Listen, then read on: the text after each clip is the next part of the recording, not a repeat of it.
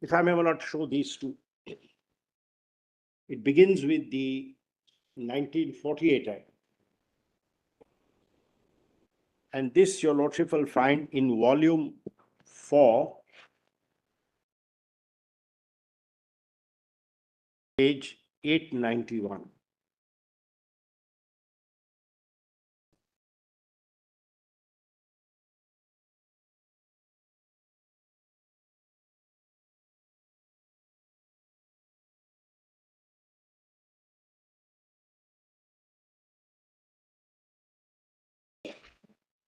This was not a rather short statute.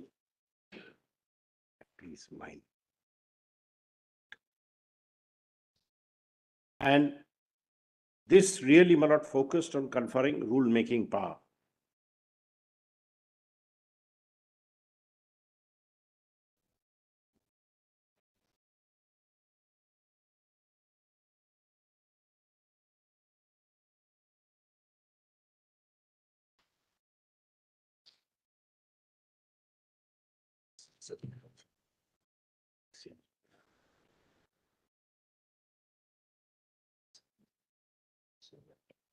Volume 4, sample 4. I should save it on the iPad.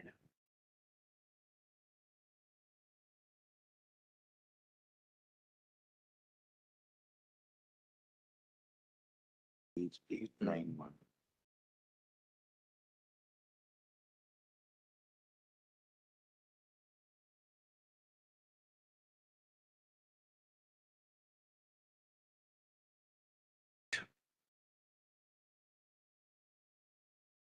Your Lordship will recall that this is under the 35, so where oil fields were still a part. That adds another nuance to this, which I will deal with separately. It is hereby declared that it is expedient in the public interest that central government should take under its control the regulation of mines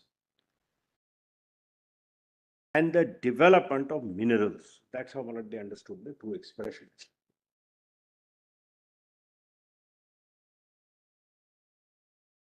You don't regulate minerals.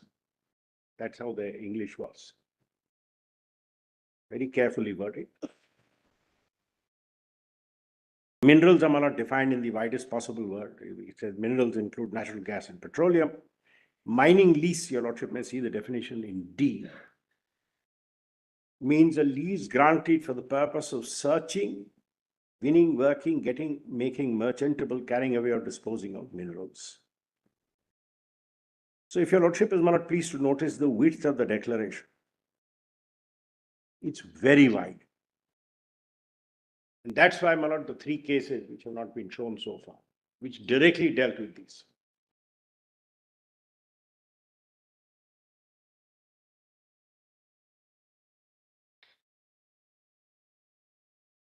Took the view that there's almost denudation because declaration was very wide.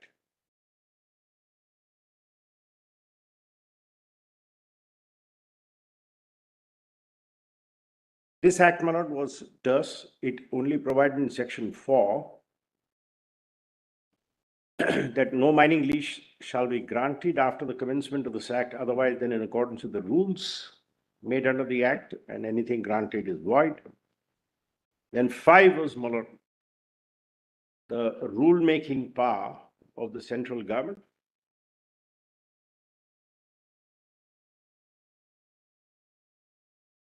Your Lordship may see. One is central government may, by notification in the official gazette, make rules for regulating the grant of mining leases or for prohibiting the grant of leases in respect of any mineral. And then, my lord, in 2, what is important, in D, fixing the maximum and minimum rent payable by a lessee, whether the mine is worked or not. That's dead rent. Then, my lord, 6, power to make rules with respects to mineral development, which again, 1 is the general power. Central government may by notification make rules for the conservation and development of minerals. And then it says in particular, what is important is, my lord, I mean, I'm not troubling your lordship reading the details, my lord. All the dimensions are covered. The technical bits, the working bits.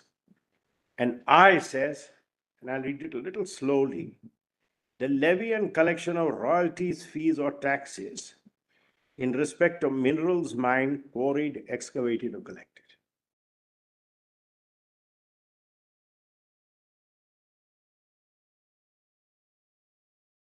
Please mark the word, if your lordship don't mind, levy.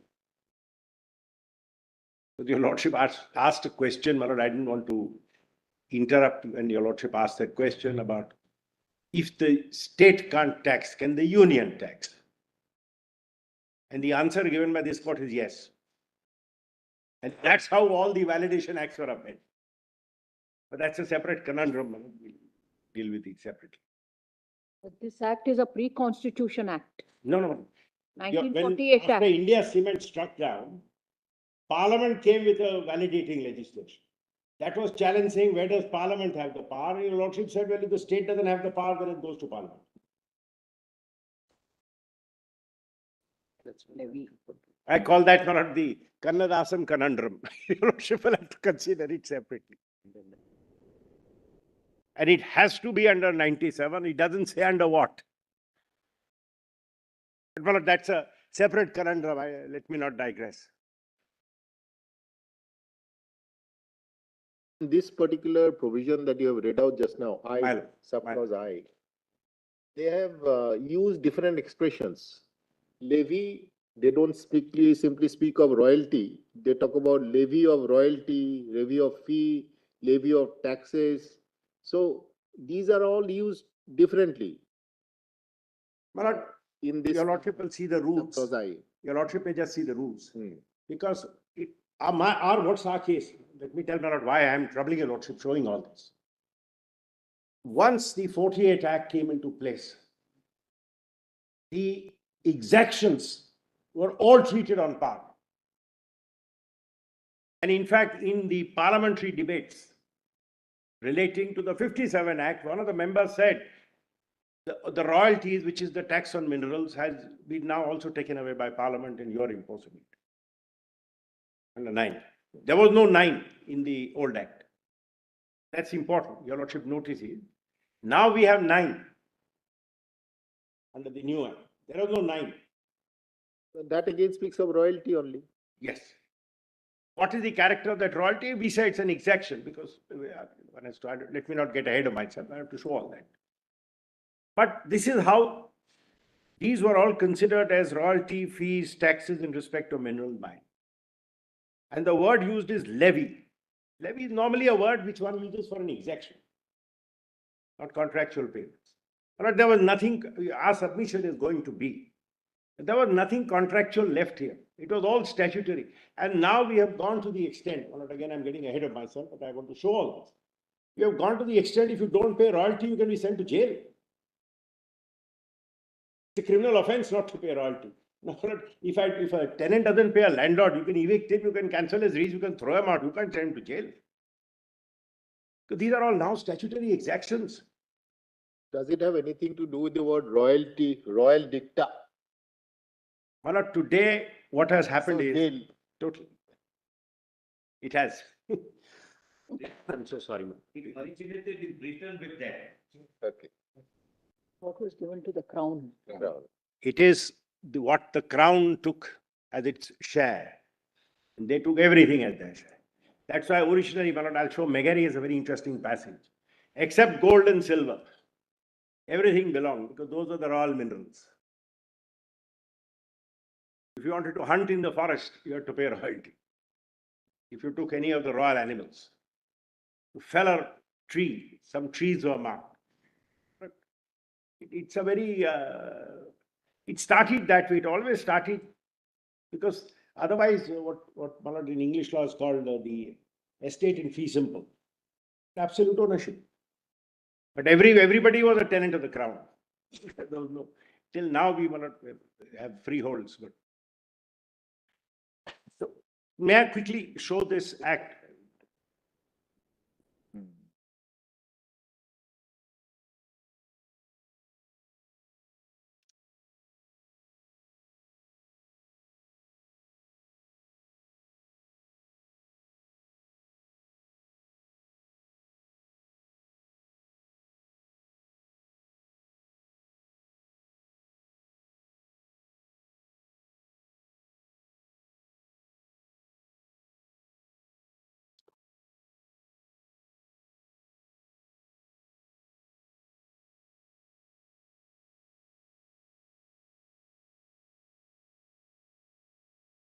I continue.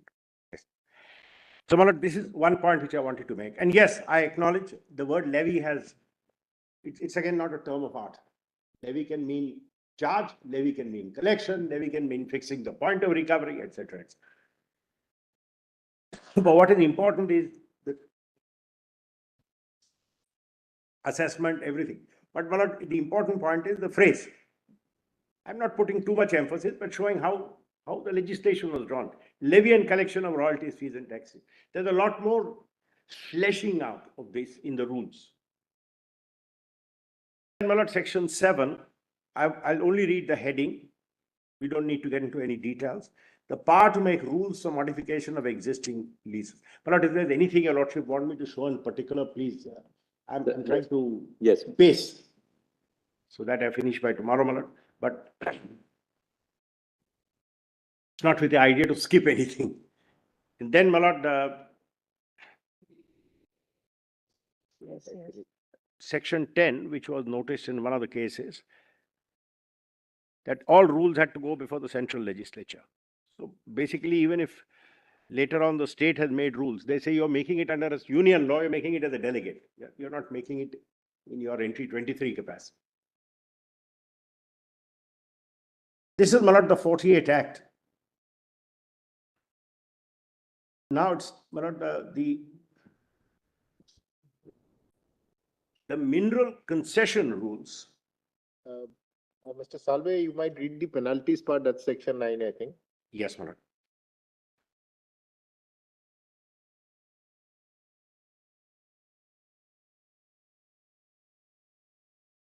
Section 9, my lord. Any rule made under provision of the Act may provide for contravention shall be punishable with imprisonment, which may extend to 6 months or both, which may extend to 1,000 rupees. Now, my lord, this became a lot more sharper in the 57 Act. In fact, I'm going to read the statement of objects only. Okay, lordship said a lot of it was, 48 Act was virtually a skeleton law saying everything will be done by the rules. But in 57, the idea was they said, no, we must have a lot more in the Act and lot less in the rules. So it has gone, and one of these cases have now over the decades come to this court. And your lordships have clarified. If you have a lease and don't pay, you get hit by the Act. If you don't have a lease, like in the sand mining cases, then the IPC will apply.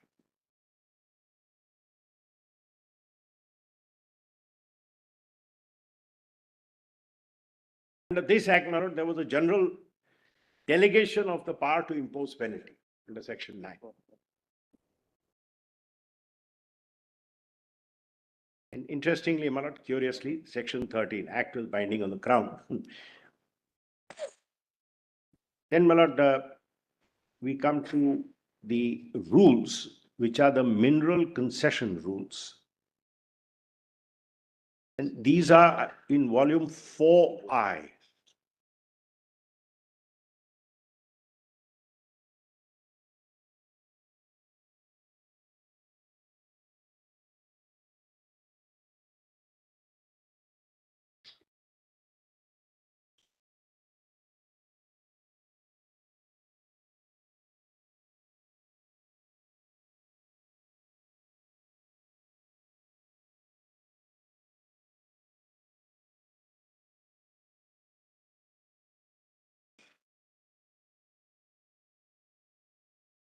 Page 28. Lordships have volume 4I. Page 28, right? And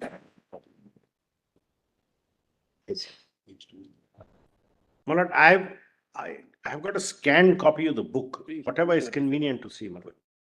That I copy the comparative pages.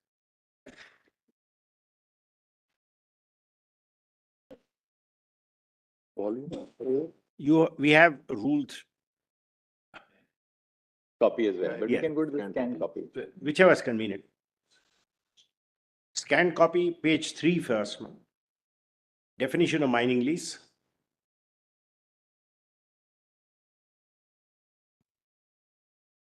Mining lease means a lease to mine, quarry, bore, dig, search for, win, work, and carry away minerals specified. And my lord, minor minerals are defined. I won't trouble your lordship with the detail. And rule 4 is important. The rule shall not apply to minor minerals, the extraction of which shall be regulated by such rules as the state government may prescribe. A lot more flexibility at that time.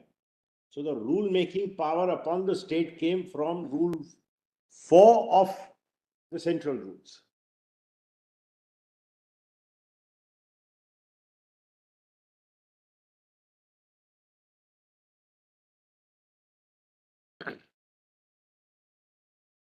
Then, my lord, there used to be a concept of a certificate of approval, which was later dropped, that nobody could get a mine unless he has a certificate of approval. I won't trouble your lordship with that.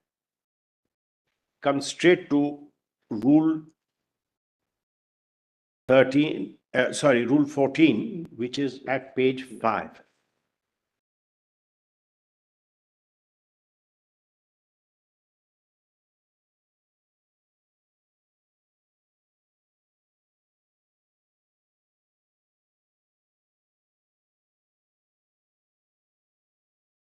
Now, what is important is, my lord, all these apply only to government-owned minerals. That your lordship get from the heading of chapter Roman 3, the heading which your lordship will find at page 5. Yes, it is fine. I see, it's page 6. Mine 5. Pagination has gone. Okay. And what is the, I want to show 14 straight away.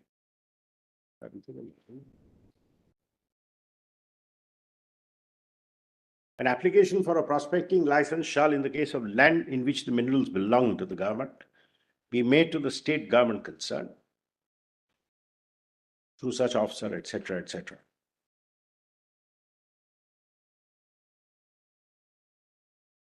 So, my lord, it is under the union rules that you went to the state.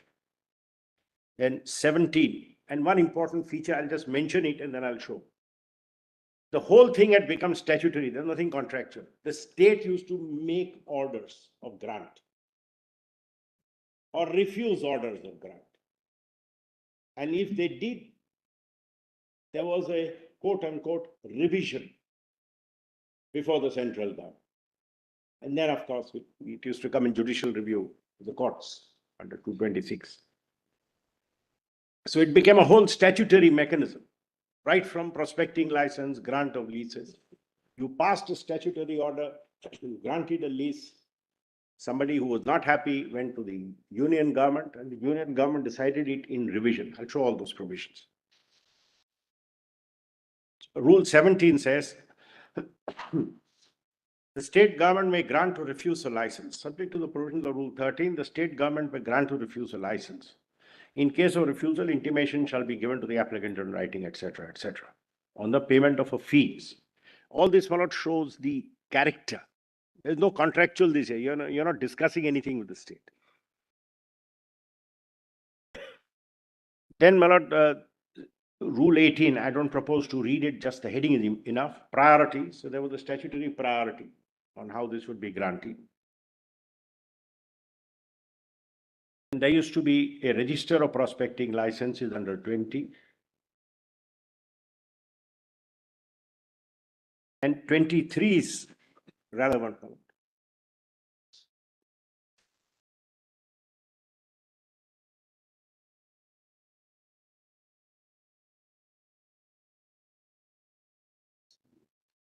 Every prospecting license shall include the following conditions.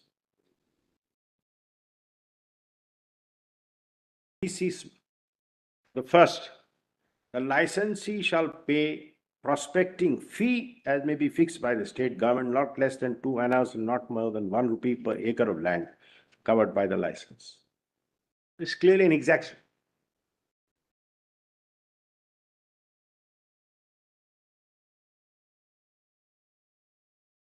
And small 2 was, in the case of minerals other than gold, silver, precious stones, or mica, the license shall not confer upon the licensee a right to win or carry away the minerals. The rest is all matter of detail. So even for prospecting license, you have to pay a fee. And today it may seem very little, but at that time it was not so little. In 48, 1 rupee an acre. If 1,000, 2,000 acres are granted 2,000 rupees, it's a significant amount of money then. Then 24 at page 11, right to mining lease. On or before determination of his license, a licensee shall have a right to a mining lease or leases over the whole or part of the area covered by the license in accordance with the rules.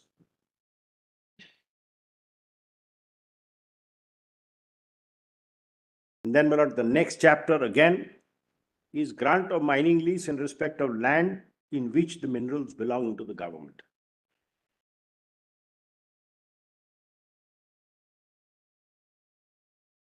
And 26, I'll just read the headings.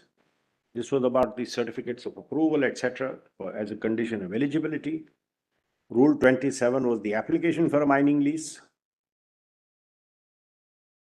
The application had again a statutory levy of fees in Rule 28.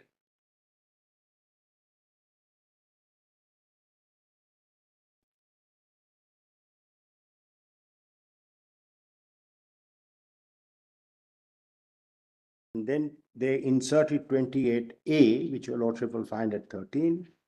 It said when a mining lease is granted, the formal lease shall be executed within 6 months. So the grant was by an order.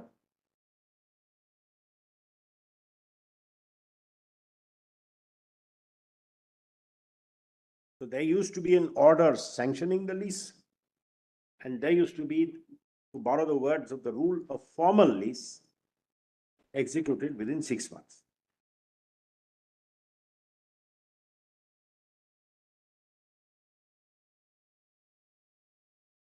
Rule 35 at page 14, with the area of the mining lease, not troubling your lordship with the detail.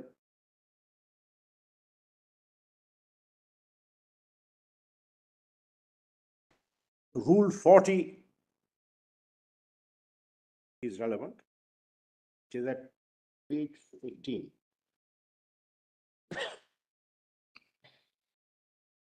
The period for which a mining lease may be granted shall be 30 years, and for so and so. And for 20 years, other minerals shall ask for a shorter period. Or the lease shall be renewable at the option for 1 or 2 periods not exceeding the duration of the lease in the case of iron ore or bauxite for the manufacture of aluminium, and 1 period not exceeding the duration in the case of other minerals. When the renewal is granted, the surface royalty and surface rent charge shall be at the rates in force at the time of the renewal. Head rent shall be charged at the rate a state government may fix within the time limit specified in the 3rd schedule in force. Then, my lord, Rule 41, that's important, directly relevant for us. Every mining lease shall include the following conditions. 1, the lessee shall pay royalty on minerals, please mark the words, my lord, dispatched from the leased area in accordance with Schedule 1 to the rules.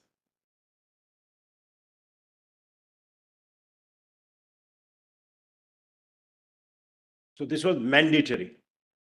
The lease shall have a condition that you will pay royalty on the minerals dispatched. And this has to be in accordance with the schedule. Provided further in the case of lease executed after coming into force, you should not be required to pay during the currency, etc., etc. And small 2 is if any mineral not specified in the lease is discovered in the leased area, he shall not win or dispose mineral without obtaining a lease. If he fails to apply within 12 months from the discovery, government may give the lease in respect of any mineral to any other person. The lessee shall also pay for every year, except the first year of the lease, yearly dead rent within the limits specified in the 3rd schedule, to the rules as may be fixed by the state government in the lease. And if the lease permits the working of more than one mineral, the state government may charge separate rent in respect of each mineral, provided that the lessee shall be liable to pay dead rent or royalty in respect of each mineral which is higher. Small 4 is important because when I deal with Murthy's case, This will have some bearing. The lessee shall also pay for the surface area used by him for the purpose of the mine's surface rent at a rate not exceeding the land revenue and the cesses accessible on the land as may be specified by the state government in the lease. Please mark the words, madam. Rate not exceeding the land revenue, and then it is added and cesses accessible on the land. So that becomes a condition of the lease.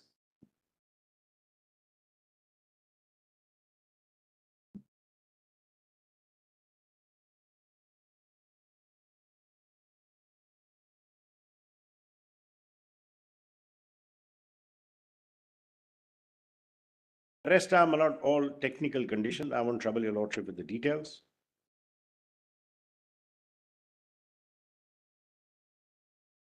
Rule 42 is the rights of the lessee, the only technical things, working mine, sinking pits, etc., etc.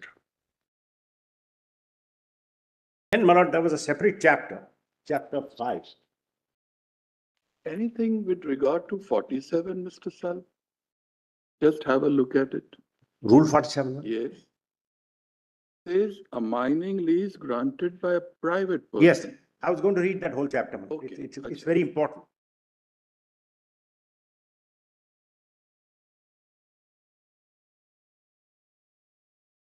The provision of the chapter shall apply to mineral concessions granted by private persons. Then, my lord, very interestingly, same conditions are put.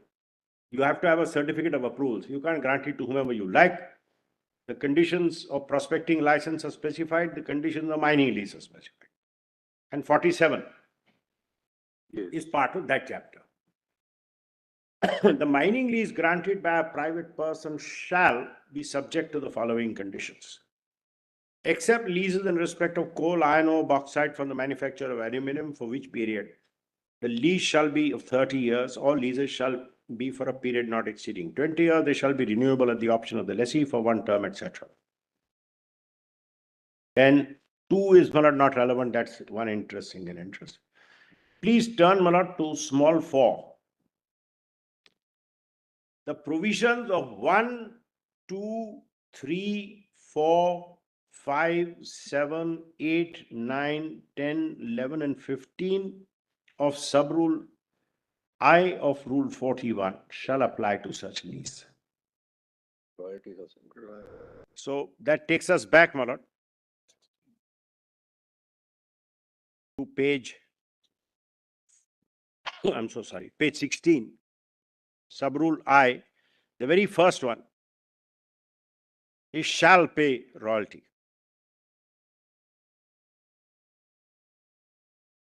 So statutorily, that's imposed even on when a private person is granted.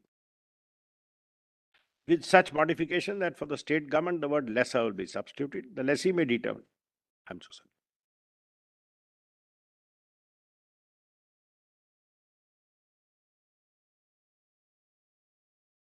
And 51 is important.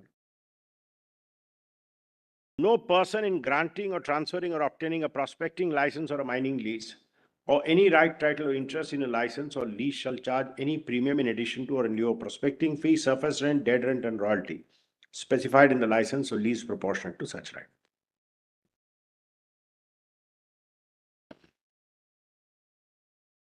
I want to state the point so that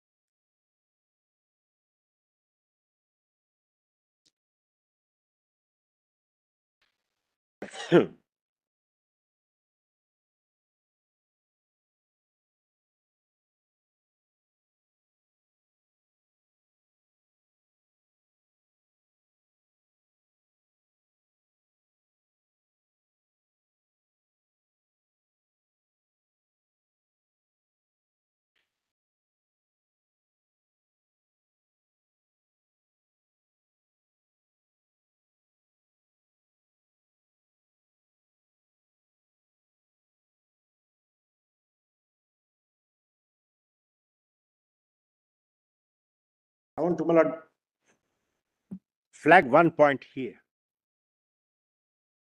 I don't want to get into it because that's a separate part, but it's very important.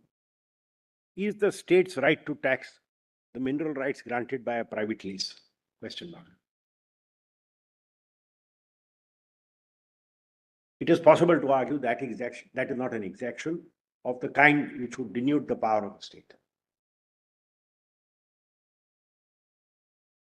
Because the law treats as two separate classes, land vesting in the government and land other than the government. They could have made one common rule saying the royalty shall not execute Schedule 1. It's the same schedule. It's the same rate.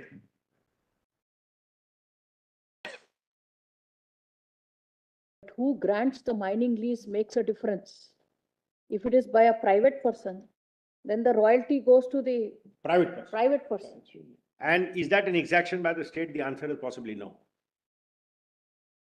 And that we tax. Does the nature change merely because the land vests in the state government? It would. It would. Nature of what?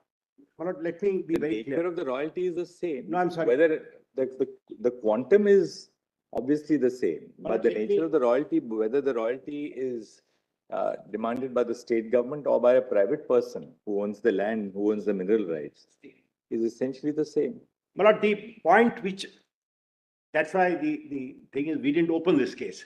My learning friend, that's why I said 90% of what he argued was non-contentious. The expression royalty is a tax is a very shorthand expression.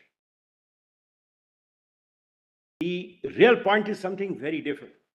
How we developed it to saying royalty is an exaction by the state, which is regulated, and Section 9 displaces any further exactions, which takes to the next step about royalty therefore being akin to a tax, and which then becomes a shorthand expression, royalty is a tax. And that shorthand expression then is treated like a proposition of law, saying royalty is a tax, and then you say, hold on a minute, that's very counterintuitive to say royalty is a tax.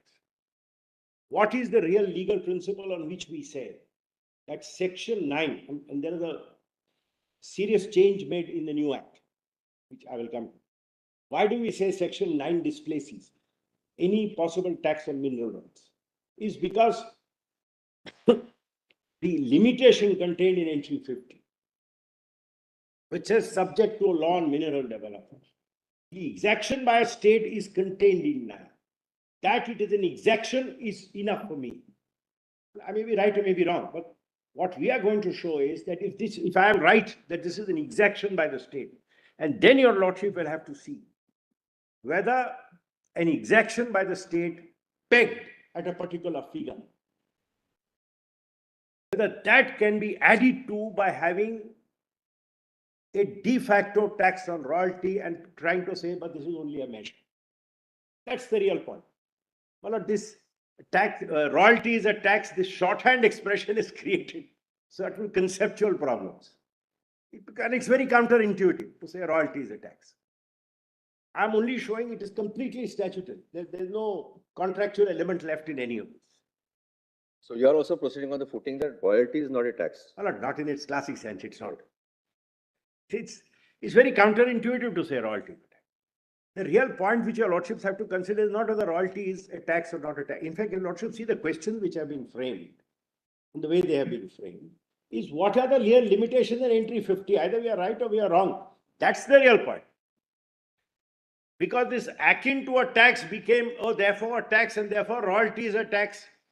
This is sometimes shorthand expressions are treated like propositions of law, and then you run into conceptual problems. Mr. Salve, in the judgments that are under discussion in the present proceeding, did they have an idea to interpret in the constitutional sense what is tax?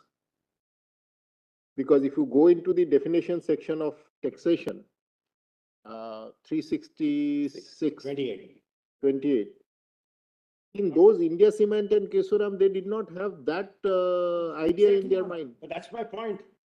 In that sense, nobody said royalty is a tax under 366(28).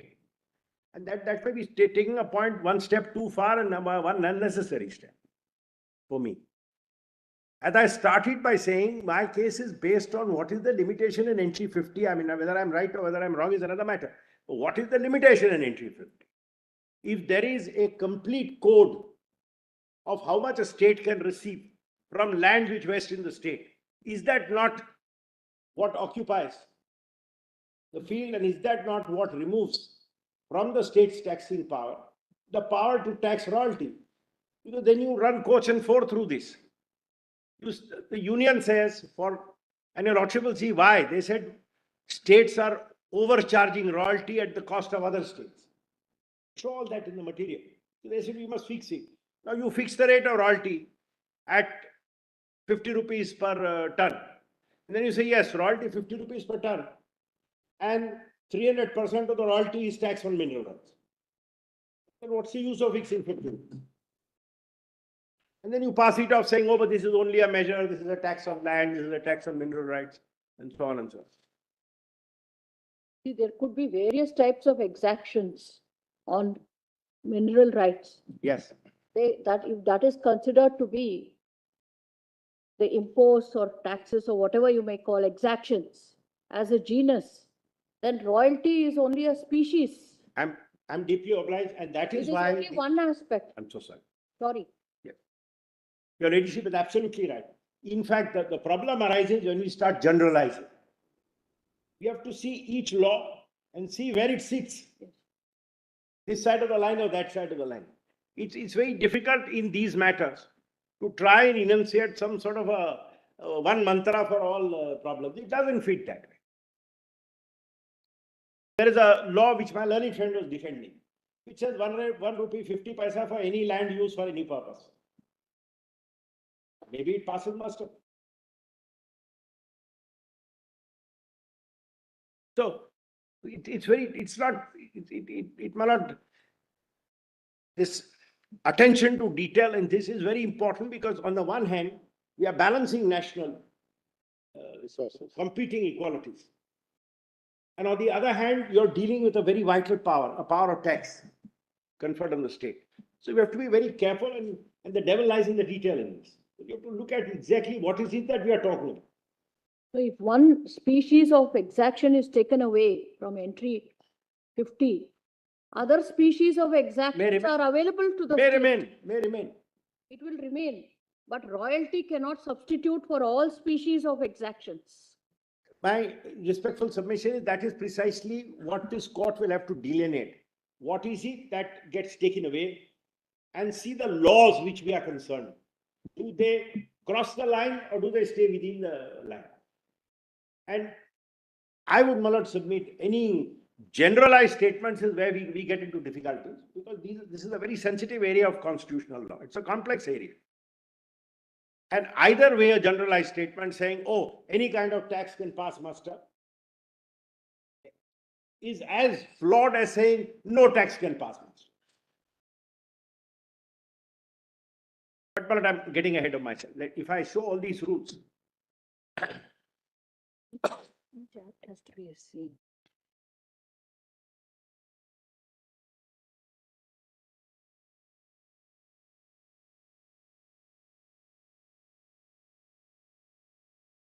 so my lord, the important thing which I wanted to show is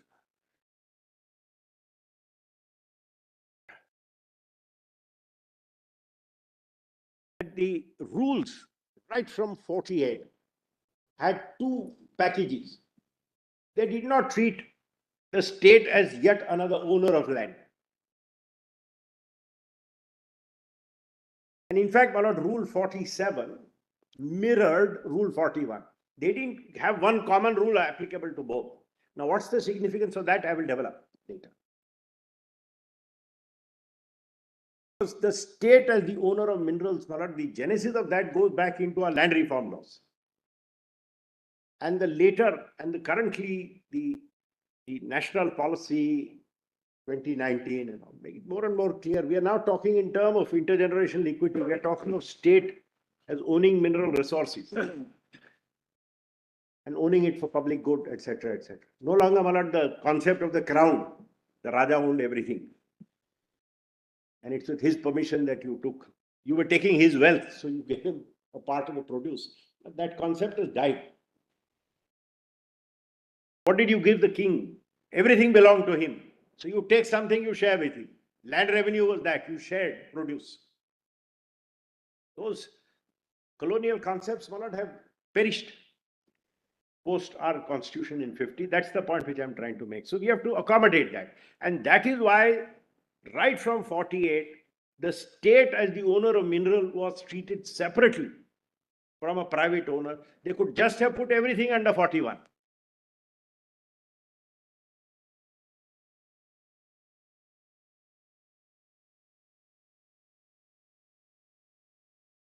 One more rule and I'm done with this one. Page 22.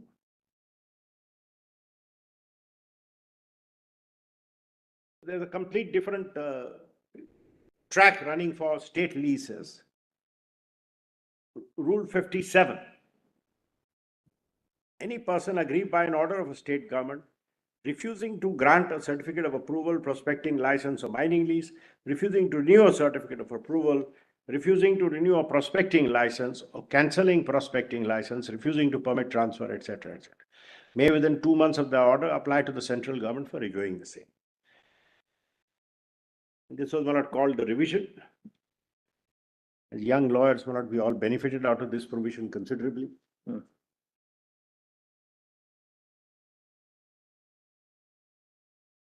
To Shastri Bhavan to argue these revisions. Is it the same as the Mines Tribunal? Came later, yes. Huh? Popularly called the Mines Tribunal, though. Yes. Earlier, it used to be a civil servant, a joint secretary or somebody used to sit in here. Even now. Government revision to government.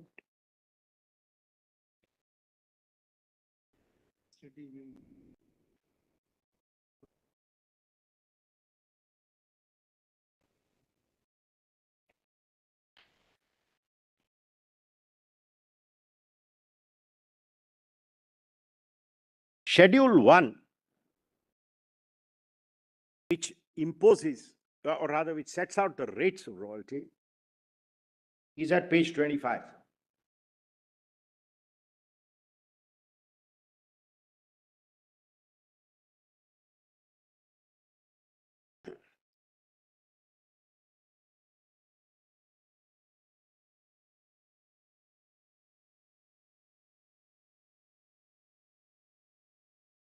Gold 5%, mica so and so, gold, silver, chromite, oil, shale.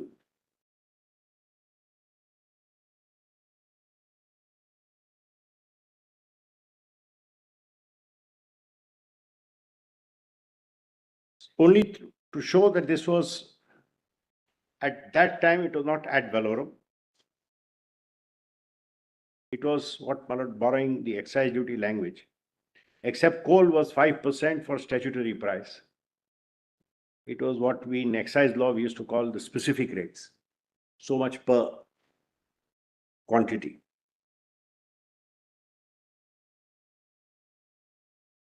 And the unit used at that time now has gone into disuse, MOND. This is the rule of concession rules of 49.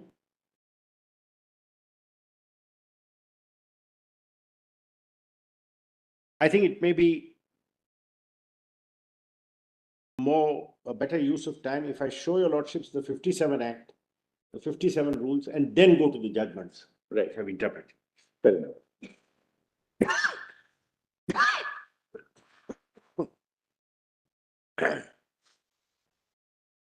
Now, my lord, the 57 Act is the original parliament. Page 92, volume 4I.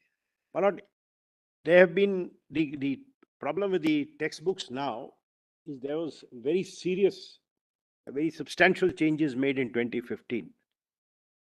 So I wanted my lord to see the act as it first came, and that's the this act your lordship will find Page 92, at page 92 of volume 4I. 4I.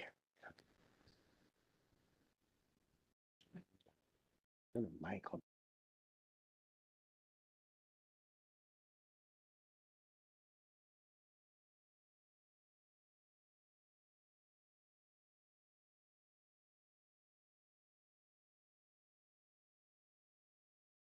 Objects and reasons. It's not in this.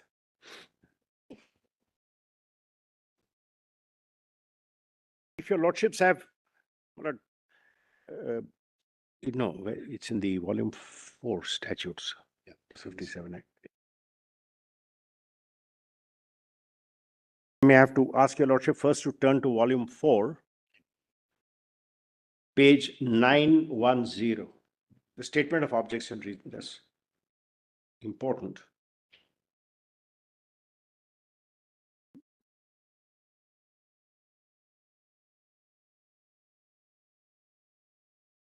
Same volume? Page 910.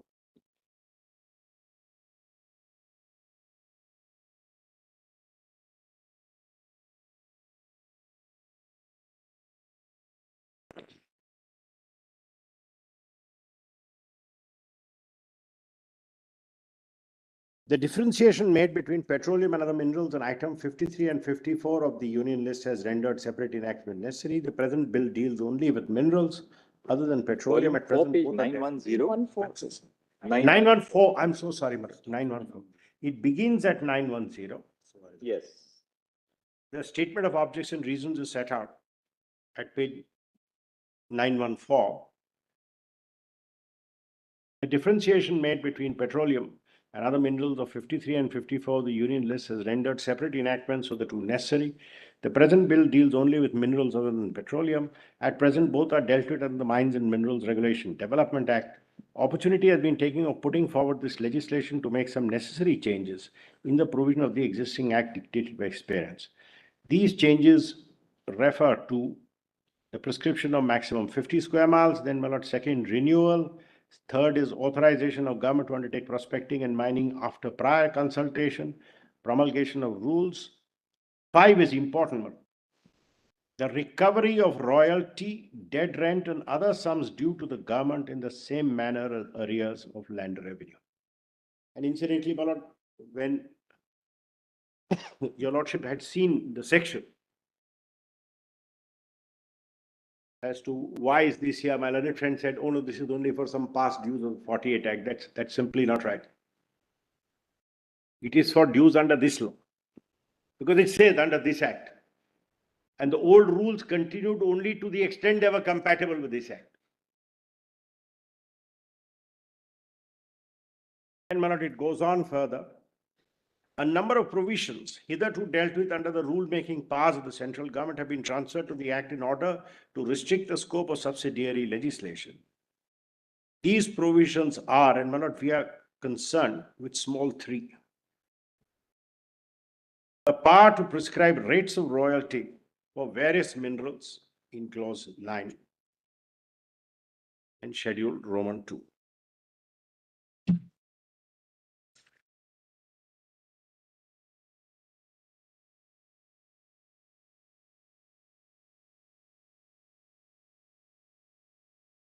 There was an amendment made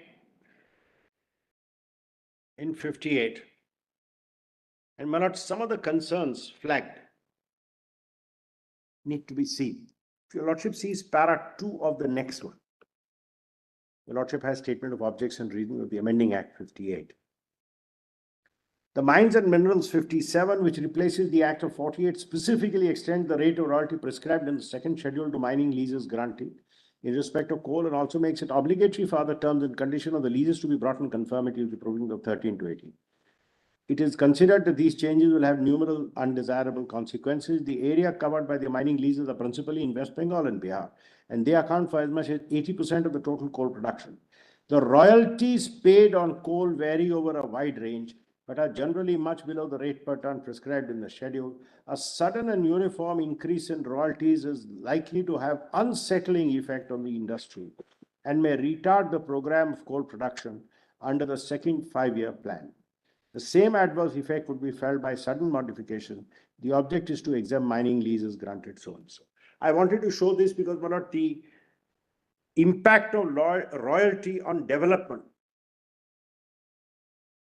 They are joined at the hip, if one may use that expression. And that's flagged in this statement of objection. That if you suddenly increase royalty, it has a direct impact. And the concern, Malad, because, for example, coal was found mostly in West Bengal and Bihar. And if you increase the rates of royalty, it impacts other states.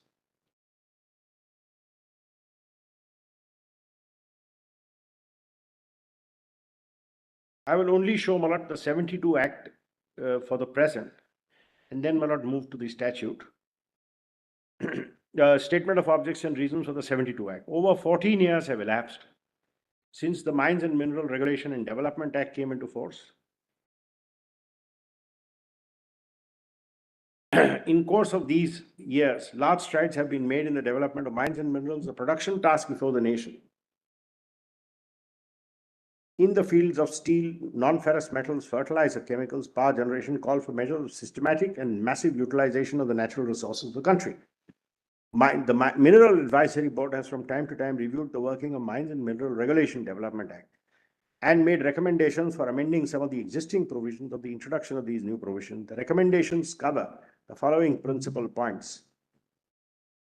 And small Roman 2 is the imposition of specific obligation of holding of mining leases in respect of payment of royalty for minerals removed by their agent sublessees, provision for statutory basis for calculation of dead rent, etc., etc. And small Roman 10 is important, Marat. The creation of a first charge on the assets of the holder of a mineral concession on account of mining dues. So it is not only that the state was treated separately where the lands belong to the state, but that was given a full statutory exaction, or almost it was akin to a tax, because if your assets could be charged, you could be put on penalty, and you could, if you removed it without payment of the royalty to the state, it's a criminal offense. Now, why? The reason is, Malad, and now one realizes why the framers of the Constitution put that limitation in entry 50, while the tax on mineral rights was given to the state. A state richly endowed with minerals, oversees the task before the nation in the field of steel, non-ferrous metals, fertilizers, and chemicals.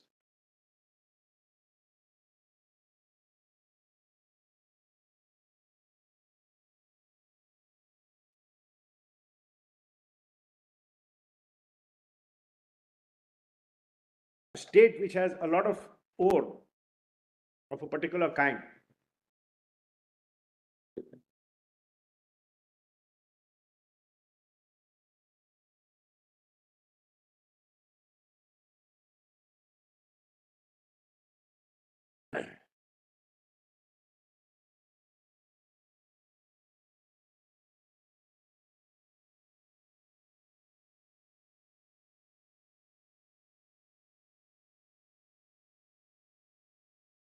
So, Malad, this is very important.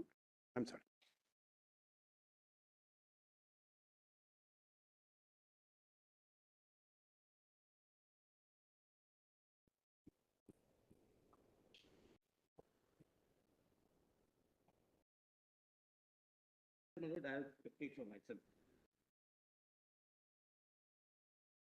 So how this works?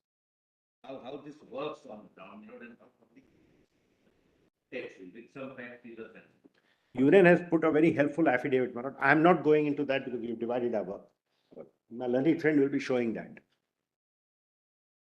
And That is why this limitation was cast. Because, my lord, please consider if this is the perspective, and then you have a free running tax on mineral rights which the state can impose on royalty. It will run courts and forth through all this. It has the potential to run courts and forth. Then Parliament can certainly legislate by saying It has. that these will be the limitations on the taxing power. It has. Question is, does Parliament have to use that specific word, or is it discernible from the Act? You're saying that the entire taxing power is excluded because this is an occupied field. It is no. I'm sorry. The necessary implication. My lord, ultimately it will come down to, if I may say so in all humility, my lord, does Parliament need to say, and the state shall not impose any tax? Or is it clearly discernible from the provisions that this is all that a state was meant to get? It ultimately boils down to that. Because, my lord, if we accept that Parliament can say, and you shall not recover any tax, anything beyond this, is the absence of the words determinative of the matter? Or can one find from the architecture of the law, the purpose of the law, the object of the law, for mineral development, that if you leave this free, then all this mineral development, so much wasted eloquence. So your contention then is basically that royalty is akin to it's a compulsory exaction. Yes. One. Two, being a compulsory exaction, it is akin to a tax or an impost. And therefore, since parliamentary legislation has provided for the quantum of the How much you can get. of the levy, which is in the nature of a tax or impost, therefore the state can't. How much Parliament has said your fiscal exaction from this mineral, which is vested in public trust on you, is Section 9 and no more. Now, is that not a limitation which would curtail the taxing power of the state? That's the point. Or does Parliament have to add the words in Section 9 saying, and you shall not have any more tax? Because the limitation has to be imposed by Parliament by law. By law. But can the law be implied? It has to be expressed. No, the law is there. It Question has to is, be expressed. it is expressed. Section 9 says, and when I develop it, the court will see. When you say you shall recover this and not more than this, I mean, does it really mean, do you really need the words, and you shall not impose a tax on this? It can't. Your whole taxing structure, the architecture of the tax on mineral rights becomes incompatible with the law on mineral development. Shall not recover more than this on account of this particular head, which is royalty. Yes. No, I'm sorry, Manoj. My point is slightly Once different. royalty has been provided for, I agree. the state cannot say that, well, we are going to demand anything apart from this towards royalty, because then you are governed by Section 9. Manoj, please consider where we are. If you say in mineral development, this is the entire package. And now the law goes this far saying for the local purposes, Parliament has imposed cesses under the union legislation.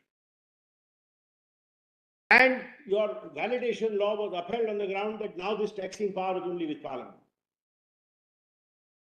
If that's the statutory, if that's the constitutional landscape, what do we really mean by saying subject to a law in relation to mineral development? It doesn't say taxing power subject to a ceiling laid by Parliament. If it said subject to a ceiling laid by Parliament, one would say, show me the act. Where's the ceiling? Parliament has not imposed a ceiling, you go. I'm getting ahead of myself, but in entry 50, the words are very different.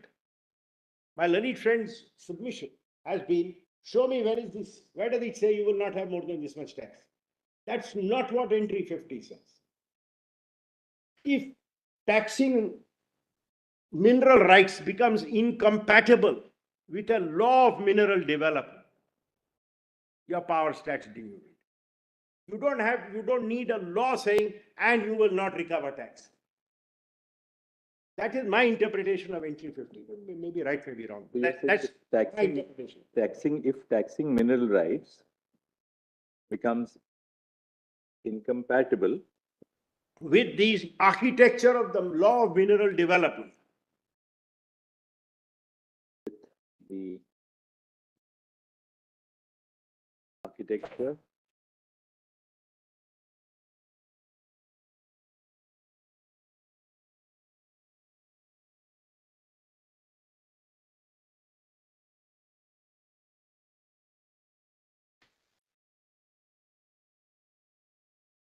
stands denuded. That's right. And my lord, in one sense, while I think when the attorney was making his submissions, my lord, the Chief Justice spoke of the different mantras of list 2. Yeah. And the real answer lies there. Because, my lord, nothing, no word, no nuance of this should be ignored. Your lordships have always said we look very carefully at the entries. And these are not loosely worded entries. They are not very carefully created entries. Once I've shown this architecture, I have to develop that. But my lord, there are broadly 3 or 4 kinds of. One is sharing mantra. Parliament will legislate on this, you will legislate on this. Public order other than deployment of centrally armed forces. Centrally armed forces. So you deal with this, Parliament will deal with that. The second is the overlap mantra, subject to law made by Parliament. So there is a shared legislative power with supremacy in list 1. The third is other than those declared by Parliament by law. And some degree of confusion has come, if I may say so, although that they are directly interrelated, of the interplay between 54 and 23, in which your lordship will see those 3 or 4 cases, and the limiting words of 50. They are very different. One is your regulatory power is denuded, but that by itself doesn't denude your taxing power. My lord, if we run a blue pencil through the words, subject to any limitations imposed by Parliament by development, the fact that the state lost the entry 23 power doesn't mean it lost the taxing power.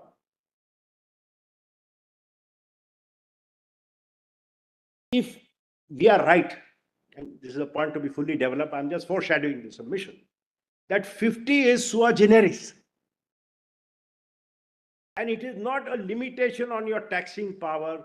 That limitation flows from the law of mineral development, not from a legislation per se made by Parliament.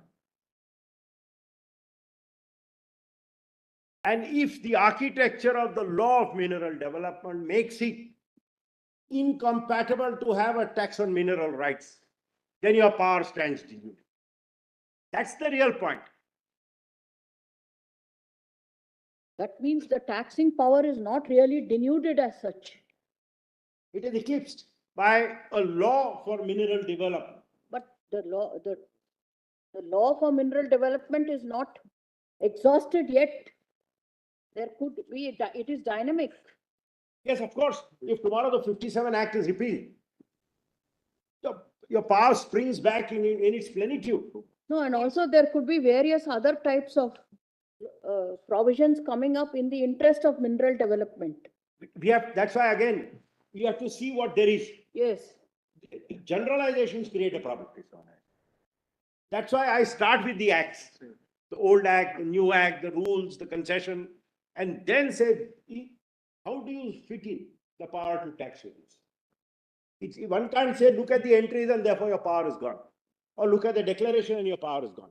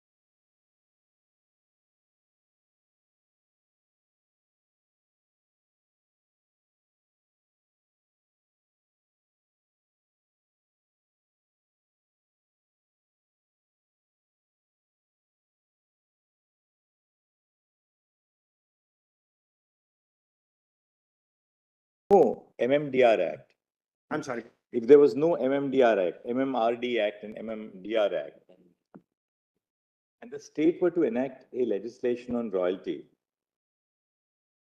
that legislation on royalty would be referable to what entry? 23. Right. Therefore, And once it is referable to entry 23, a and- legislation on royalty is referable to entry 23. Therefore, correspondingly, a central legislation on royalty is referable to entry 54.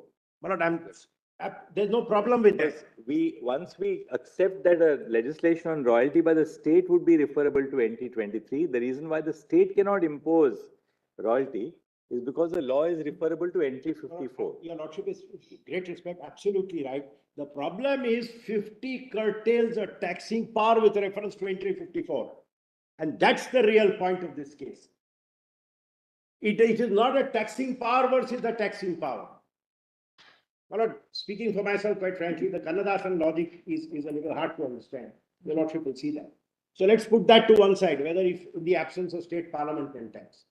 I start by saying, if state was to fix a rate of royalty, limiting, it would be 23, parliament has done it in 54.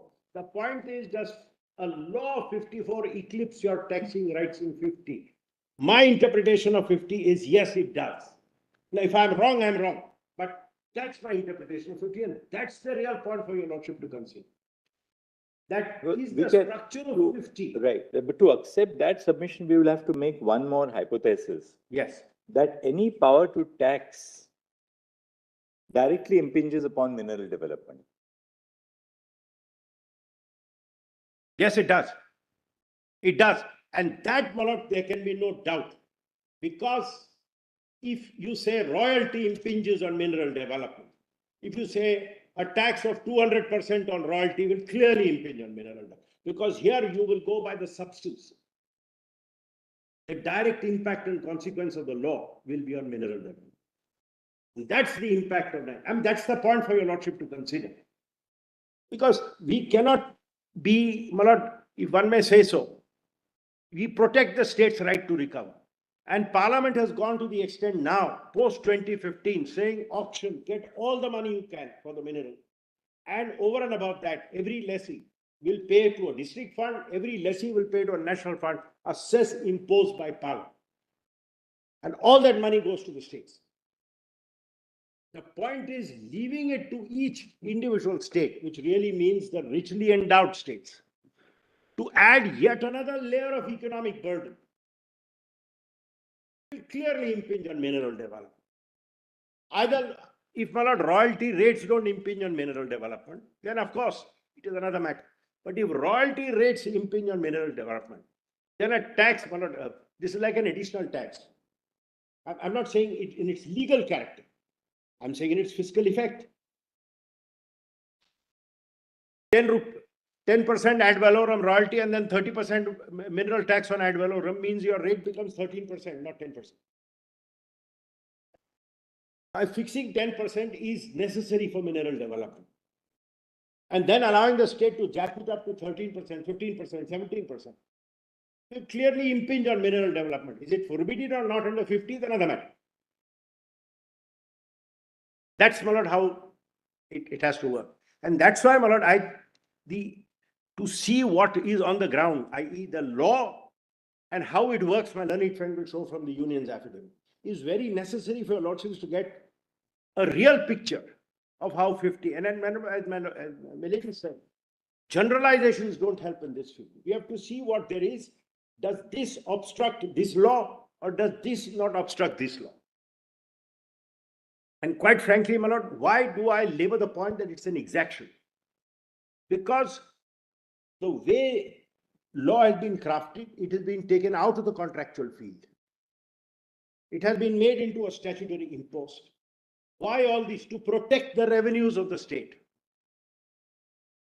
Because Parliament acknowledges that this is an important mineral resource, it's an important source of revenue for the state. So it must be fully protected. It's statutory. You must enforce it. You can distrain. You can prosecute to make sure you get your exaction. That's not what denuses the power. I'm sorry, Manoj. It's not that that is what empties it up. Our submission is that now let's look at entry 50. If this is what is there, the 57 Act in its original avatar, then modified, now as we find it, is there any space left to have a tax on mineral rights which will not trip mineral development? And that's how it has been seen. And with respect, Manoj, your Lordship is absolutely right. Regulating rates, Parliament has not, I put Kannadasan to one side. So that puts in one sentence, it is clear if the states cannot tax, Parliament can tax. But that's the logic on which the states manage to save all their collections. But I am not a separate, I deal with it separately. I call it the Kannadasan conundrum.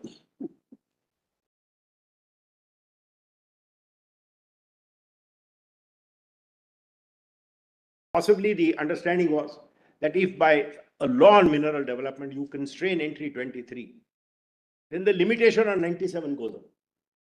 So Parliament can tax. It doesn't say so, but that's the only reason which can sustain that. So, Mr. Savesh, we now go to the 1957 Act. Yes. And then the rules and then the judgments. This was not necessary so that your Lordship know in what context I am showing up. Now, Malad, the 57 Act,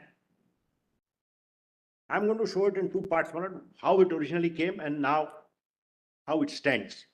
Because it's undergone some serious re-engineering, if one may so use the expression, in 2015. What is the old Act? If your Lordships first pick up volume 4I,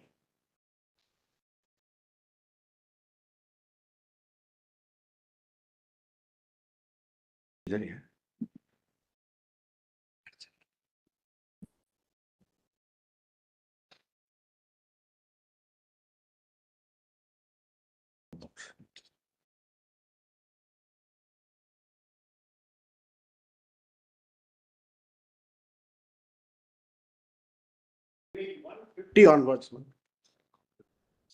This was before the 2015 amendments.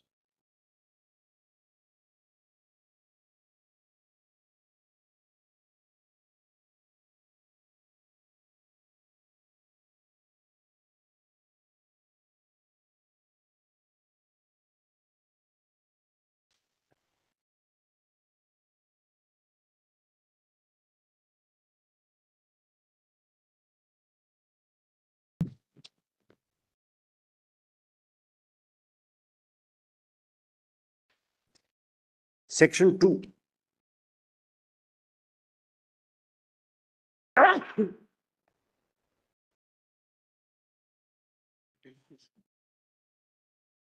It is hereby declared that it is expedient in the public interest that Union should take under its control the regulation of mines and the development of minerals to the extent hereinafter provided.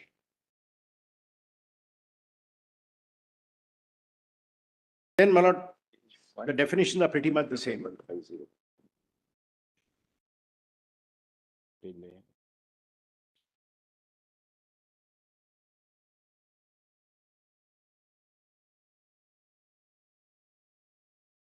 Your Lordships have page 150. Malad, this is okay. Page 150.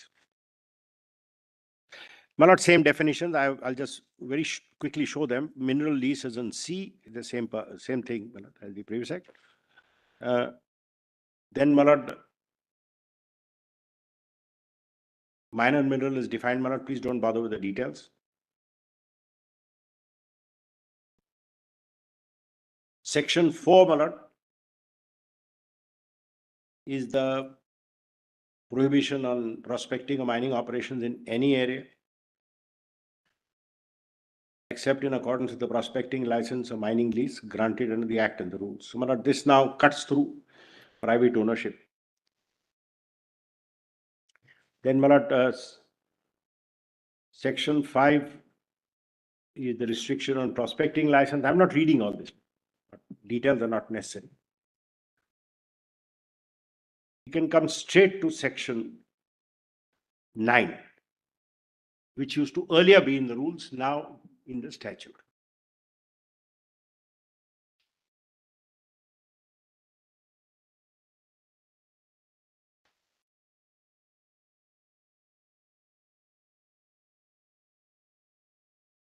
The holder of a mining lease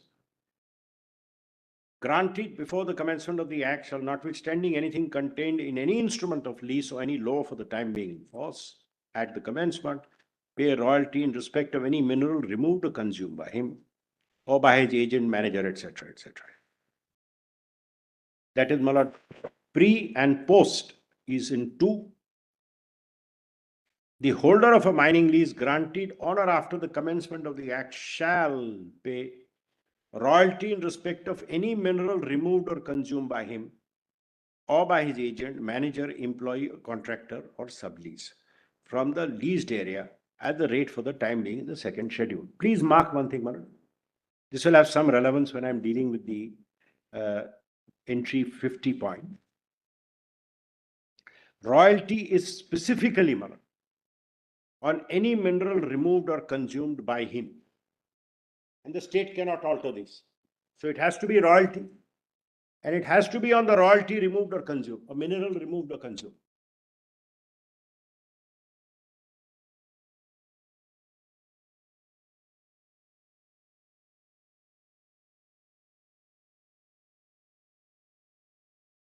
And subsection 3, Malad, was that the central government may by notification in the Gazette amend the second schedule so as to enhance or reduce the rate at which royalty shall be payable in respect of any mineral with effect from such date as may be specified in the notification. So completely, Malad, occupying the field as far as royalty is concerned. What its implications are, we'll deal with separately. And 9A is dead rent to be paid by a lessee.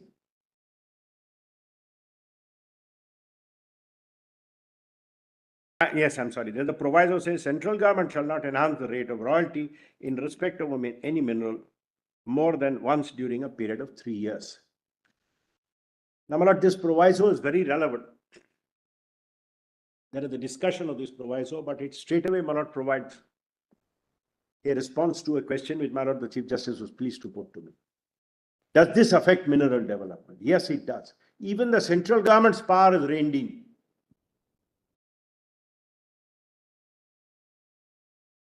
This will be the rate of royalty, and even you, the central government, will not revise it more than once in 3 years.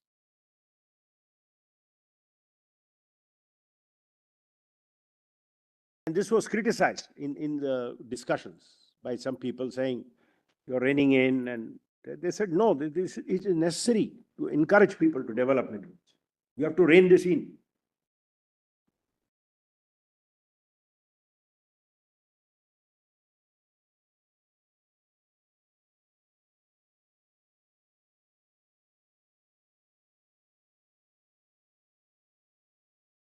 And my lord, 9A deals with dead rent.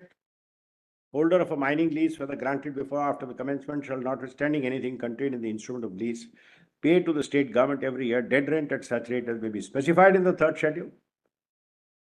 Again, my lord, shall pay formula.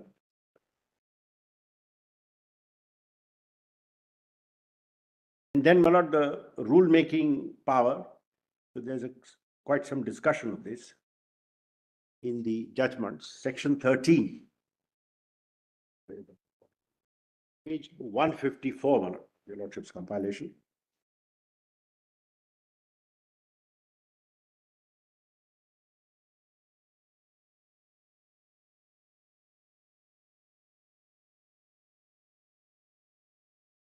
The central government may, by notification in the official gazette, make rules for regulating the grant of prospecting license and mining leases in respect of minerals and for the purposes connected therewith.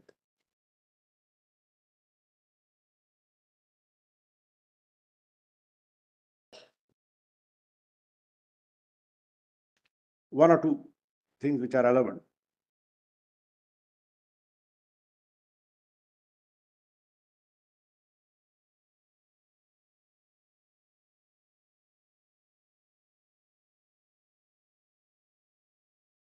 D.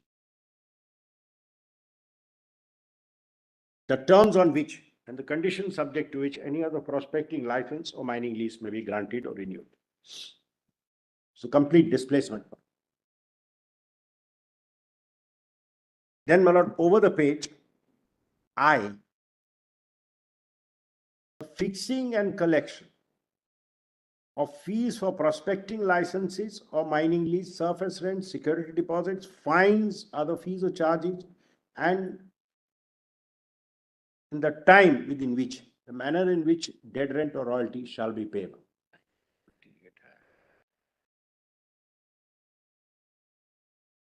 I'm only not showing all this to show that royalty now is an exaction. Whether it displaces the power under 23 or under 50 or not is a separate matter. But royalty is an exaction. That's very clear.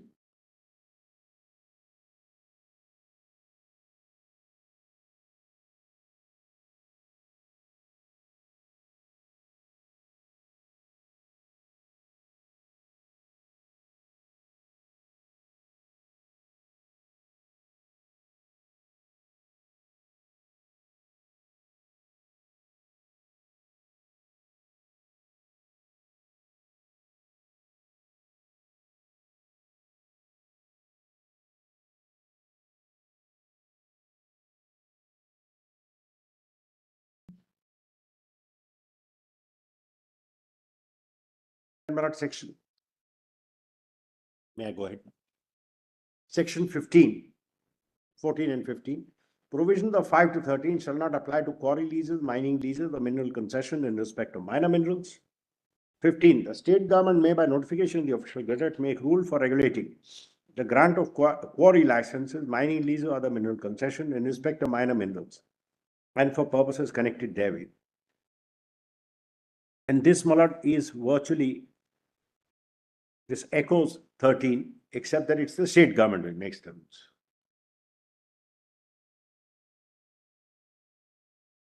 And your lordship will find here in G, 15G, the fixing and collection of rent, royalty, fees, and other charges at the time and within which the manner these shall be payable. Now, this fixing of royalty by the state is also under central legislation. And that has some bearing, as your lordship, one of your lordship's constitutional bench judgment notices, on the denudation point.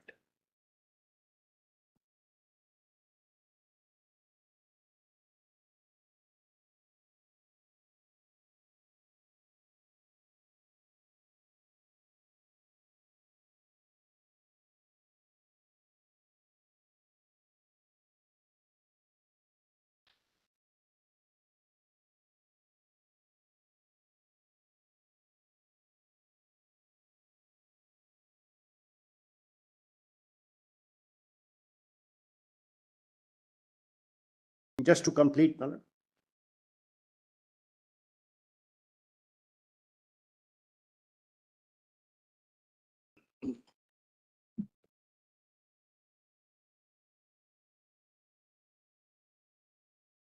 Section 20 and 21.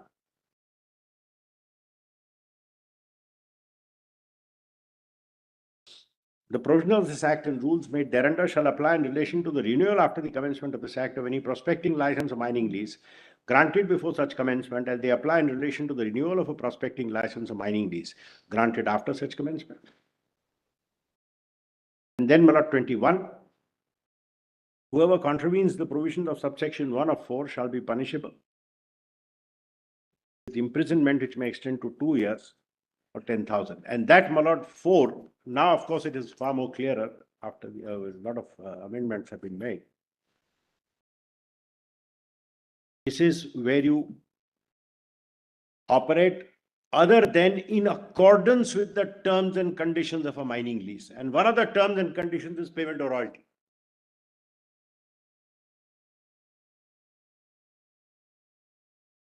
Some more sections have been inserted which make it even more direct. But even initially, obviously, it loses its contractual character.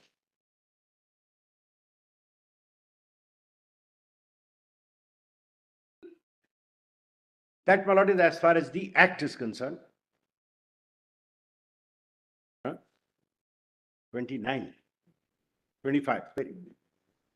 Yes, I'm sorry. Yes, I should have shown that one. Section 25, page number says. Page 160.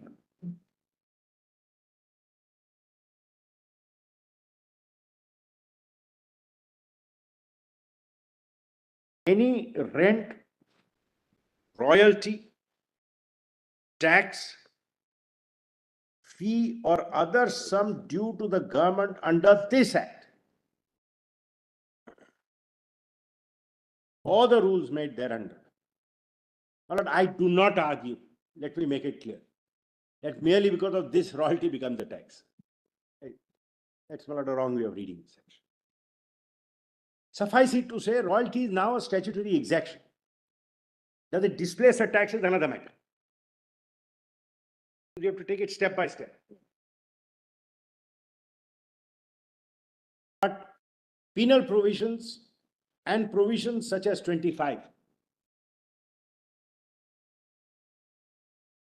make it a statutory impost, if one may use a neutral word.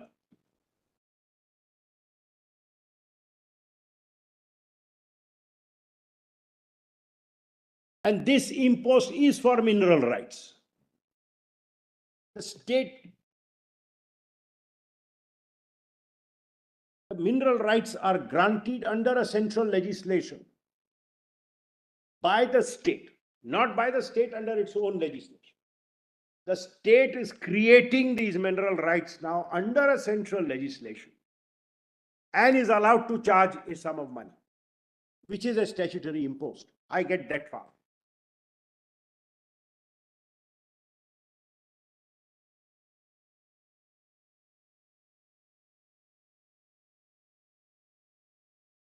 And on a first schedule, just for the record, is Mr. Salve, before you go to the schedule, yes, mine.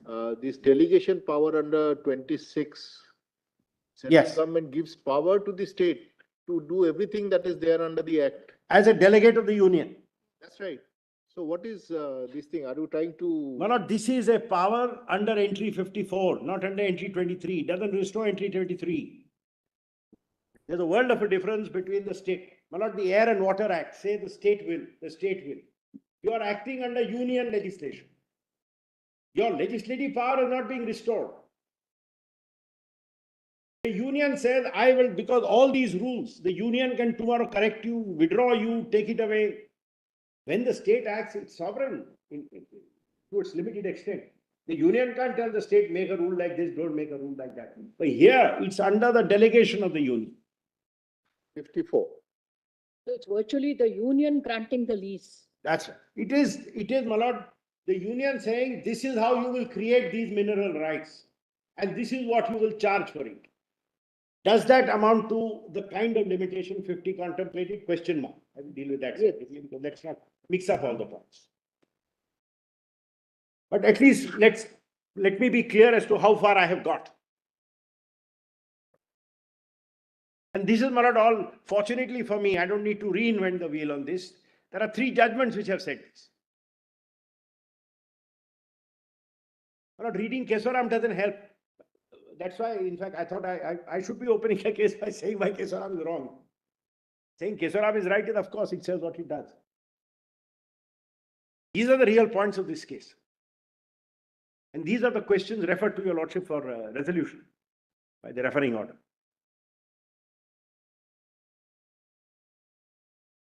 Then how to interpret entry 50 remains.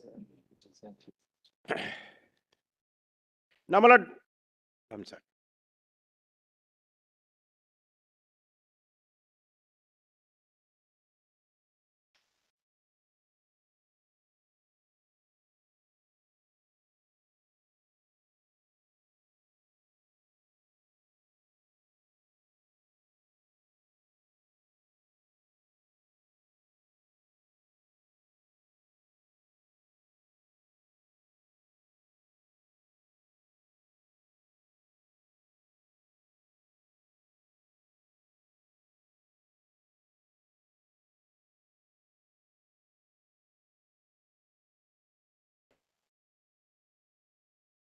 There's a lot of what your lordships are hearing is nothing new. The late Mr. Nariman had said all this when we argued India Cement, the privilege of being with him. But it didn't get captured in the judgment, that's all. And my lord, finally, there was one point made just to deal with it. Section 29. So then my learned friend said section 25 was only if there's something which continued. Even the old rules don't continue in full. All rules made or purporting to have been made under the Mine and Minerals Regulation and Development Act 1948, 53 or 48 shall, so far as they relate to matters for which provision is made in this act, are not inconsistent, be deemed to have been made under this act as if this act had been in force on that date on which such rules were made, and shall continue in force until they were superseded by any rules under the act. So, this is the usual adapting provision, saying rules will continue to the extent consistent with the act. And then, 30 is the power of revision.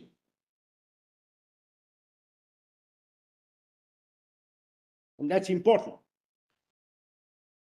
Because the union, my lords are pleased to ask me, is the state acting on its own? No, because the union, see the power of revision, my lord, which the central government may of its own motion or an application made within a prescribed time by any party, revise any order made by the state government or authority. For major minerals, it's complete blanket power of the union. The second schedule gives us the royalties now. Yes, and that's only my lord has to show that. Schedule gives the royalties. Some are, my lord, for example, for precious, semi-precious stone, it was ad valorem. Sale price at the pit's mouth, some was per ton.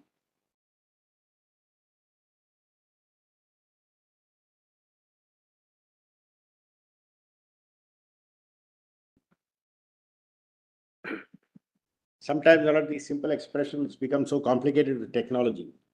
Pit's mouth is easy to understand. But when you produce gas, what's the pit's? What is the price? Wellhead price.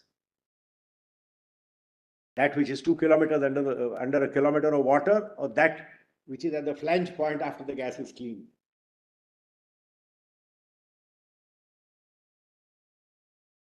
Now, my lord, this is, as far as this is concerned, the act as it was. Please see the, Mineral Concession Rules 1960, and then I'll show some of the amended provisions of the act.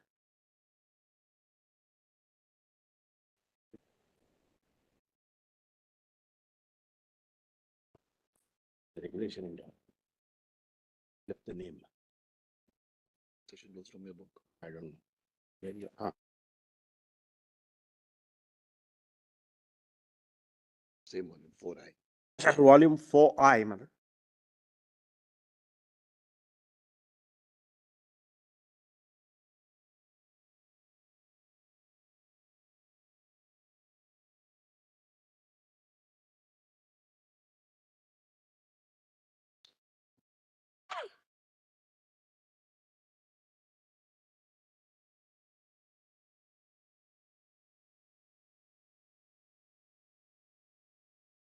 My lord, very quickly, if I may show material parts. My lord. The certificate of approval got jettisoned.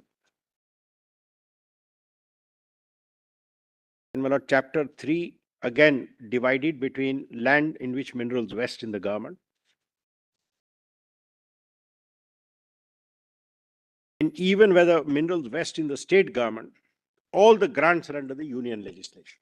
All the steps are under union legislation and union rules, because the MC rules were made by the central government.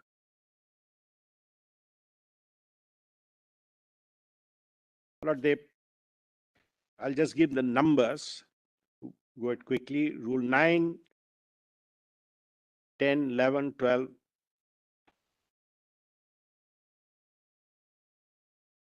Say how it is to be granted. Again, a statutory mechanism, or the details are not of any importance. 14 is the conditions of a prospecting license.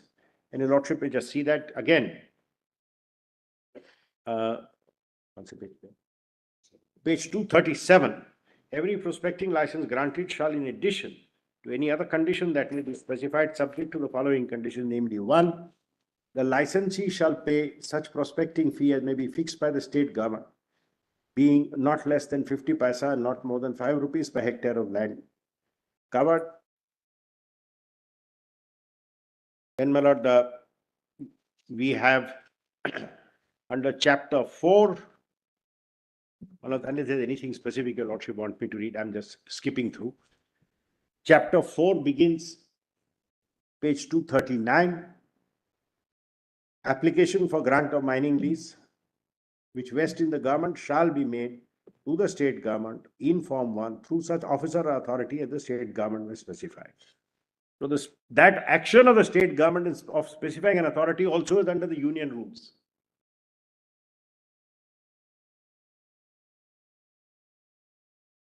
And sub-rule 4 says once the government receives an application and has decided to grant an area to an applicant, it must communicate the precise area to the applicant. Then what the mining plan must have. And if we move on, Malad, Rule 24 is disposal of application for mining lease. This is, Malad, where the orders were passed.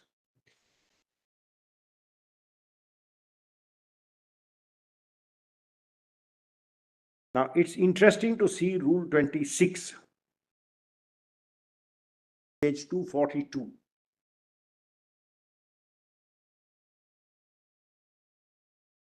The state government, after giving an opportunity of being heard, and may, for reasons to be recorded in writing, communicated to the applicant, refuse to grant or renew a mining lease for a whole or part of the area. The whole understanding, these are minerals vested in the state, they have to be developed, we need private capital to come in. It's all becoming extremely tightly controlled by union law and union rules. Then, my lord, conditions under Rule 27.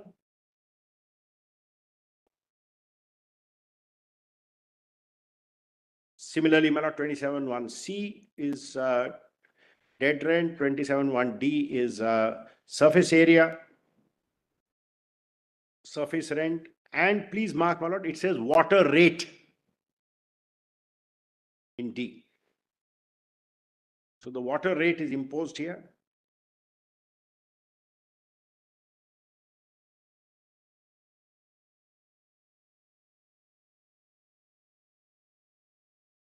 Now, what is interesting is, 27(5). Which page is it? 242. If the lessee makes any default in the payment of royalty as required under Section 9 or the payment of dead rent as required under 9A, or commits a breach of any of the conditions in 1, 2, and 3, except the condition referred to in F of 1, the state government shall give notice to the lessee requiring him to pay the royalty or dead rent and remedy the breach within 60 days. And if the royalty dead rent is not paid in the breach not remedied, the state government may, without prejudice to other proceedings that may be taken, determine the lease, forfeit the amount of security deposit. So even this is not under central rules. So the entire operation of mineral rights, the creation, the administration, the terms and conditions, and its determination. Minerals vest in the state, the mineral development is entirely under the union.